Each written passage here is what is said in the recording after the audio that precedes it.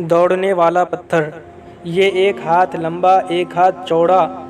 چوکور پتھر تھا جو ہمیشہ حضرت موسیٰ علیہ السلام کے جھولے میں رہتا تھا۔ اس مبارک پتھر کے ذریعے حضرت موسیٰ علیہ السلام کے 2 معجزات کا ظہور ہوا جن کا تذکرہ قرآن مجید میں بھی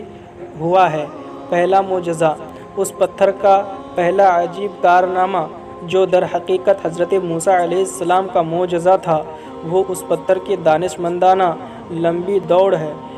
اور یہی معجزہ اس پتھر کے ملنے کی تاریخ ہے۔ اس کا مفصل واقعہ یہ ہے کہ بنی اسرائیل کا یہ عام دستور تھا کہ وہ بالکل ننگے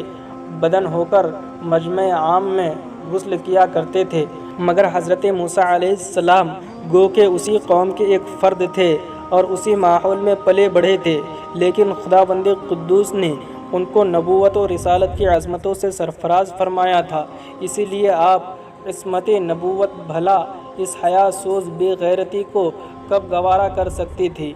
آپ بنی اسرائیل کی اس بے حیائی سے سخت نالاں اور انتہائی بیزار تھے، اس لیے آپ ہمیشہ یا تو تنہا میں یا تہبند پہن کر غسل فرمایا کرتے تھے۔ بنی اسرائیل نے جب یہ دیکھا کہ آپ کبھی بھی ننگے ہو کر غسل نہیں فرماتے تو ظالموں نے آپ پر بہتان لگا دیا کہ آپ کے بدن کے اندرونی حصہ میں یا تو برس کا سفید داغ یا کوئی ایسا عیب ضرور ہے کہ جس کو چھپانے کے لیے یہ کبھی برہنہ نہیں ہوتے، اور ظالموں نے اس تہمت کا اس قدر اعلان اور چرچا کیا کہ ہر کوچہ و بازار میں اس کا پروپیگنڈا پھیل گیا۔ اس مکروہ تہمت کی سوزش کا حضرت موسیٰ علیہ السلام قلب نازک پر بڑا صدمہ و رنج گزرا اور آپ بڑی کوفت اور اذیت میں پڑ گئے، تو خداوند قدوس اپنے مقدس کلیم کے رنج و غم کو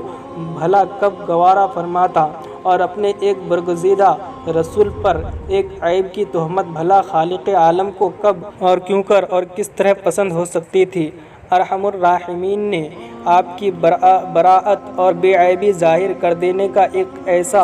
ذریعہ پیدا فرما دیا کہ دم زدن میں بنی اسرائیل کے پروپیگنڈا اور اس کے شکوک و شبہات کے بادل چھٹ گئے، اور آپ کی براءت اور بے عیبی کا سورج آفتاب عالم تاب سے زیادہ روشن و آشکارا ہو گیا۔ اور وہ یوں ہوا کہ ایک دن آپ پہاڑوں کے دامنوں میں چھپے ہوئے ایک چشمہ پر غسل کے لیے تشریف لے گئے، اور یہ دیکھ کر کہ یہاں دور دور تک کسی انسان کا نام و نشان نہیں ہے، آپ اپنے تمام کپڑوں کو ایک پتھر پر رکھ کر اور بالکل برہنہ بدن ہو کر غسل فرمانے لگے۔ غسل کے بعد جب آپ لباس پہننے کے لیے پتھر کے پاس پہنچے تو کیا دیکھا، وہ پتھر آپ کے کپڑوں کو لیے ہوئے سرپٹ بھاگا چلا جا رہا ہے۔ یہ دیکھ کر حضرت موسیٰ علیہ السلام بھی اس پتھر کے پیچھے پیچھے دوڑنے لگے، مگر یہ پتھر برابر بھاگتا رہا، یہاں تک کہ شہر کی بڑی بڑی سڑکوں سے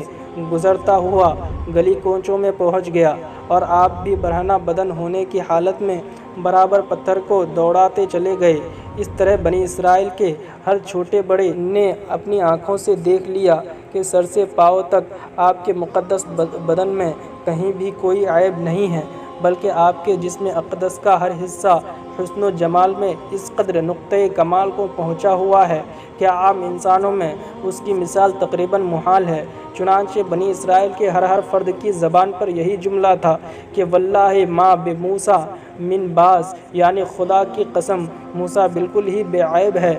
جب یہ پتھر پوری طرح حضرت موسیٰ علیہ السلام کی براءت کا اعلان کر چکا تو خود بخود ٹھہر گیا۔ آپ نے جلدی سے اپنا لباس پہن لیا اور اس پتھر کو اٹھا کر اپنے جھولے میں رکھ لیا۔ اللہ تعالیٰ نے اس واقعہ کا ذکر قرآن مجید میں اس طرح بیان فرمایا کہ اے ایمان والو، ان جیسے نہ ہونا جنہوں نے موسیٰ کو ستایا تو اللہ نے اسے بری فرما دیا اس بات سے جو انہوں نے کہی، اور موسیٰ اللہ کے یہاں آبرو والا ہے۔